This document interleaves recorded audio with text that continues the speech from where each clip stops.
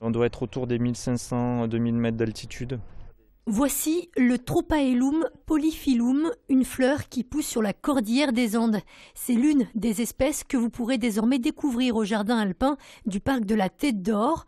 Fermé depuis 5 ans pour travaux, l'espace de 800 mètres carrés a été entièrement réaménagé et compte aujourd'hui pas moins d'1 millier d'espèces. Le but, c'est pas de faire de la collectionnite, c'est pas d'avoir le maximum d'espèces possible, c'est surtout de bien les présenter et de bien les sélectionner. Donc d'avoir des espèces rares, des espèces emblématiques et qui représentent la diversité des massifs montagneux.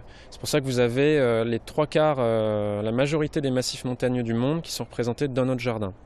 On peut ainsi en quelques minutes franchir l'Himalaya, puis se retrouver dans le Massif central en passant par les hauts plateaux du Proche-Orient.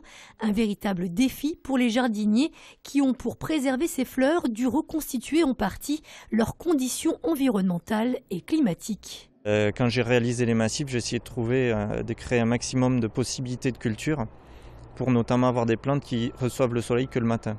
Mon massif, il est exposé est pour les parcours les plus abrupts pour pouvoir mettre des plantes qui craignent un peu la chaleur et que le soleil passe rapidement au-dessus et qu'elles se retrouvent un peu plus au frais. Après le jardin alpin, l'année prochaine, ce sera au tour du jardin floral d'être lui aussi réaménagé.